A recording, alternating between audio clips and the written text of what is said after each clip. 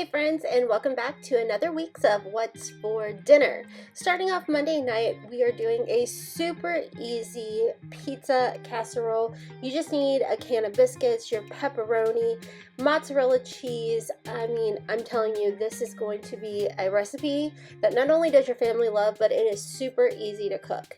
So we're going to go ahead and preheat our oven for about 375 degrees.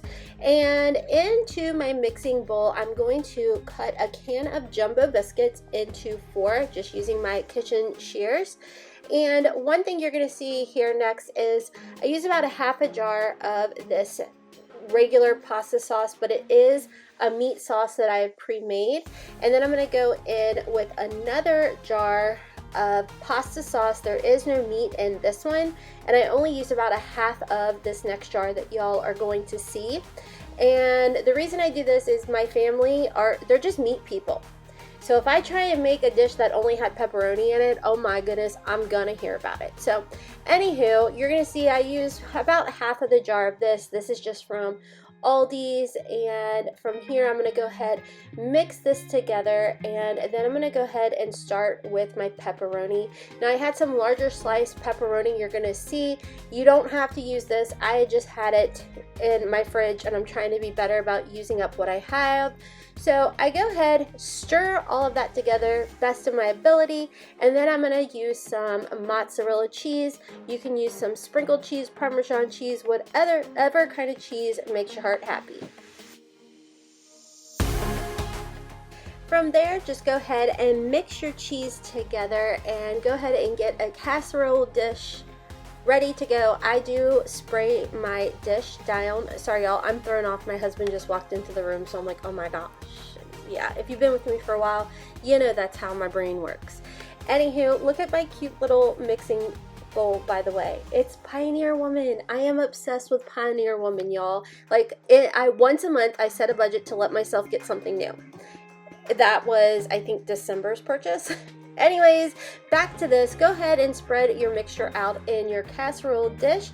I go ahead and top it off with some regular size pepperoni. Again, you can do whatever size pepperoni. You can do turkey, what have you. And then I top it with some more mozzarella cheese all over. And you're gonna see when it gets to the part where I go to pop it in the oven, there is a little bit more sauce that I was able to scoop out of the jar, of the meat jar. So that's on there. You don't have to do that. I just didn't want to waste that sauce. So anywho, once you go ahead, spread everything out evenly, you're going to go ahead and pop it into the oven. Now I do believe that I showed you all it is set at 375 degrees, and I think I set my timer for about 30 minutes. My oven is wonky, so I ended up having to cook it probably closer to about 40 minutes in total. Now you're going to see a dance party. Yeah, that's my children. It was dye your hair day, and so Haley was over here dyeing my youngest hair, and they had a dance party. We love the movie, I think it's called Encanto. Y'all, that's what they're jamming out to. We're having a good old time. So this is what it looks like after about 35 to 40 minutes. This is absolutely delicious. We just had side salads as an option if you wanted it. I mean, they're going hard, y'all. Do you see that? And Haley is literally recovering from the Rona too. And this girl still has energy. So anywho, this is one of my kids' favorite casserole dishes that I make. They ask for it absolutely all the time. So anywho, let's go ahead and move over to Tuesday night. Tuesday night is going to be a pork tenderloin. Now my son had actually won this pork tenderloin, and my husband had chopped it up into like 3 pieces. So this particular day I am making like a roast style. Now what I did with this is I think it's called searing. I'd never done that before. So I put some olive oil in my pan, and then I just went ahead and added my pork tenderloin to the pan, and I sauteed it. You all know the drill. I do my red mint salt, which is great if you have thyroid issues. I highly recommend that salt. I'm not a doctor, but I can tell you that the salt has definitely made a difference and helped us. So I will have that linked down below for y'all. I also did the salt, the pepper, the onion powder, some garlic powder. Y'all know how I am. Those are my favorite types of seasonings. Y'all season it however you want. But I went ahead and I think, like I said, it's called searing, and I think it's supposed to help lock in moisture. This was the first time I'd ever done it, and when I tell y'all it turned out heavenly, it was amazing. I was so proud of myself. Like, I was sitting here doing the happy dance in the kitchen because I was like, I did this. I flippin' did this.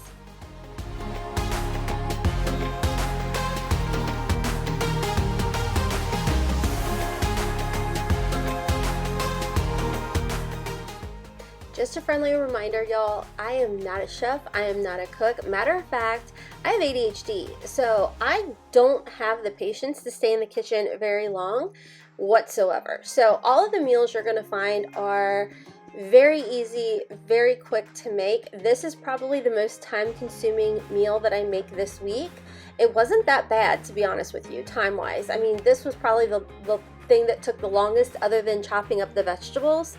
But yeah, your girl does not like to be in the kitchen too long whatsoever. I literally will ADHD out, and everybody's on their own, but anyhow. So from there, I think this is called a Dutch oven. I could be wrong. I'm not for sure. So please don't make fun of me in the comments if that's not what it's called. But anywho, I picked it up off of Facebook Marketplace, and I don't think I've ever cooked in it. So I just throw the roast right into here, and y'all, from here, it was one of those, a prayer moment, because I had no idea what I was doing. So I found this onion powder in my pantry backup, and after I salt and pepper, garlic, onion, all of the seasonings on here, I add a packet of this onion powder. And from there, I also in my pantry found a can of this beef gravy that I had picked up from Walmart. So I thought, why not? Let's go ahead and sprinkle that in there too. So I went ahead and I put it around the roast, and then I went ahead and sprinkled it on top, or poured it on top as well. And from there, I did have leftover veggies from the veggie tray. So I went ahead, chopped those up, and added that to this little pot oven, whatever you call it. So little carrots, some celery, potatoes. You will see that I come back and add onions because I had forgotten to chop those up as well. But yeah, that was everything in here. Once I get all the vegetables put in, I went ahead and seasoned it once again because I did not want this to taste bland, you know, and this was my first time ever making this or cooking in this, so I had no idea what to expect.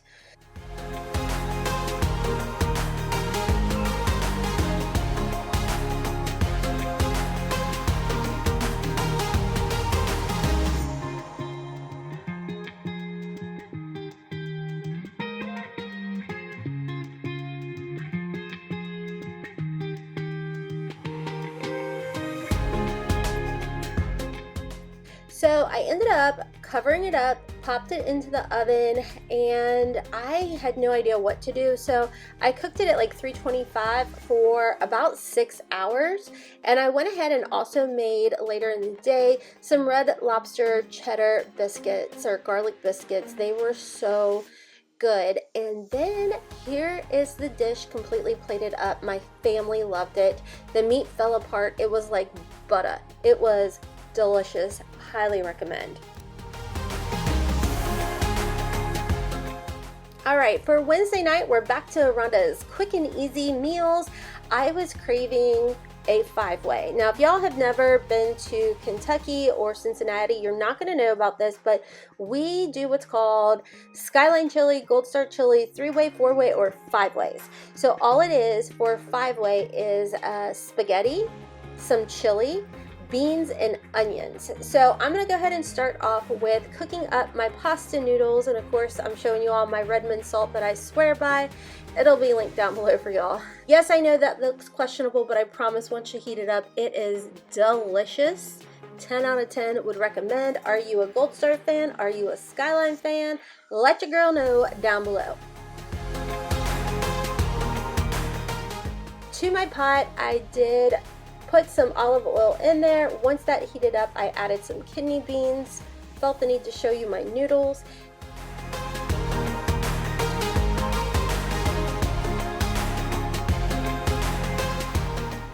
And then here it is plated up. Oh my gosh, it was so good.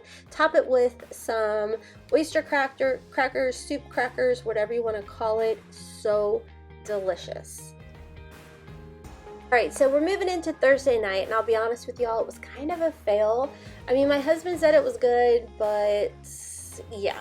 Anyways, you'll see what I do with it later in the week. So I found this General Tso's Asian sauce at Aldi, and I'm gonna add it to my crock pot with some chicken. So the first thing that I did where I screwed up is I thought I only had like a pound of chicken. Y'all, this ended up being like 3 pounds of chicken to 1 jar of sauce. So that was kind of my own fault. For some reason, I honestly did not realize until I poured in the chicken. I was like, oh my goodness, that is way more than I was expecting. But anyways, we're gonna go in and we're gonna season it up.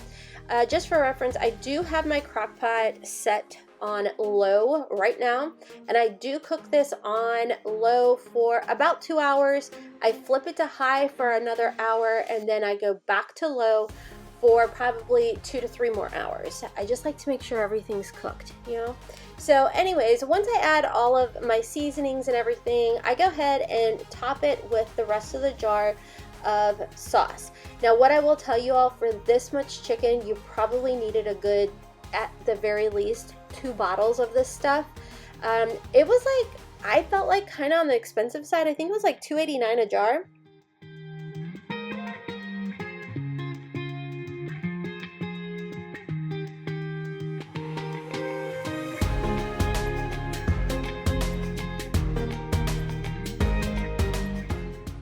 So after that's been cooking for a good, at the very least, 5-6 hours, I'm gonna go ahead and start my rice. This is just your basic, typical instant rice. And one of y'all had told me, or recommended, when I showed you how I cook my baked potatoes typically in a Kroger bag in the microwave, you suggested wetting a paper towel and putting it into the microwave wrapped up with your potatoes. So I did that for the sweet potatoes. And I really wish I remembered your name off the top of my head. You were right on this. It works. I have to cook them maybe 2 minutes longer than when they're in a bag, but thank you for that recommendation. I greatly appreciate it. My friend had recommended a Kroger bag, so that's what I've used for years. And y'all were like, what about the chemicals? Never dawned on me because she's a nurse. Anyways, back over to the crock pot. While I'm cooking my rice, I do go ahead and shred the chicken up. One thing I would suggest is maybe doing a cornstarch flurry, where you take some cornstarch water, mix it together, and dump an egg to thicken it up. However, I had other plans for this chicken, so that's why I did not do that here.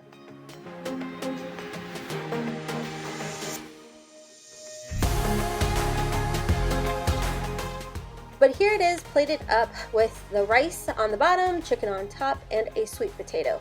My husband liked it, but like I told y'all, I just honestly was not a fan.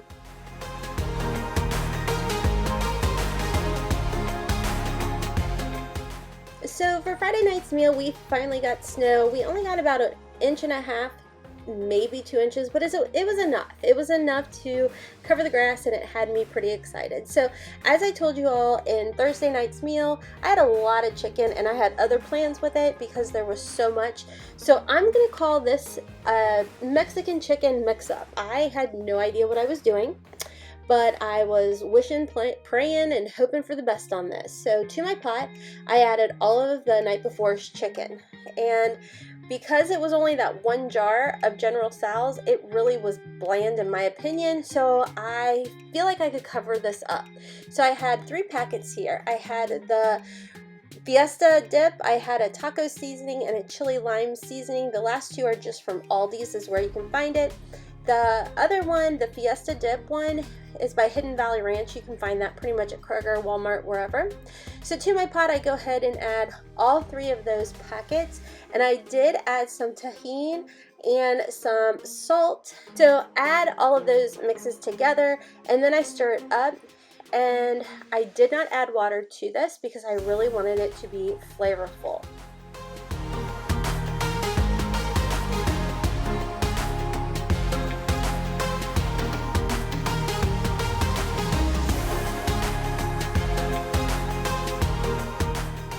Okay, so next you're gonna see me just add a bunch of stuff.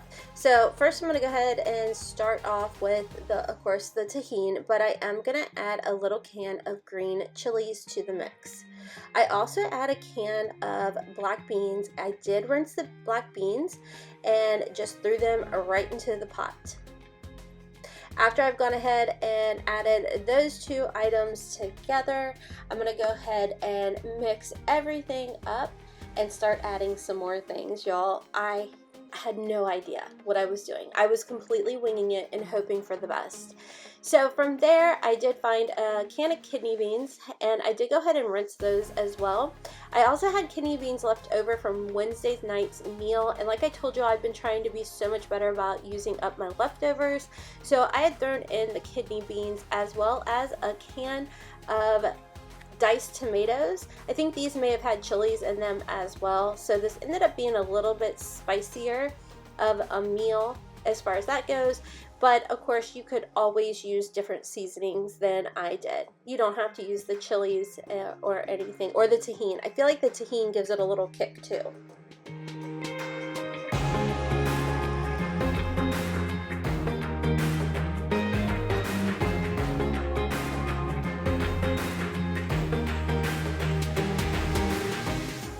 I also thought it would be a good idea to throw in a can of corn into the mix. I figure, why not? So went ahead, added all of that together. Fun fact, I broke my can opener. I need recommendations on a good can opener. I can't tell you how many of these things that I have broke. I like the hand crank ones. I don't know. I've had the electric ones and I've managed to break those too. So it's obviously a me problem, but if you have recommendations of a good can opener, let me know. I just went to the Dollar Tree and picked up like 3 more because I figure I'd rather be out $3 than like $10 or $20. So anywho, I went ahead and I cooked this on low to medium heat for at least an hour and a half, just to let all of the seasonings and the beans and the corn, the tomatoes, everything just really marry together. Y'all, I shocked myself. This was so good. Now, I ate this as like a soup style. You could easily put this on a soft shell or a crunchy shell, eat it as a taco style. You could probably even make a dip out of this. Anyways, friends, that is all for this week's What's for Dinner. I hope you enjoyed these 5 easy, I feel like easy, budget-friendly meals. Let me know down below what was your favorite meal, and also give me some ideas of some recommendations for recipes that you think I need to try out. I'm always up to hear what y'all are cooking for your family. Anyways, friends, until next time, as always, kisses from Kentucky.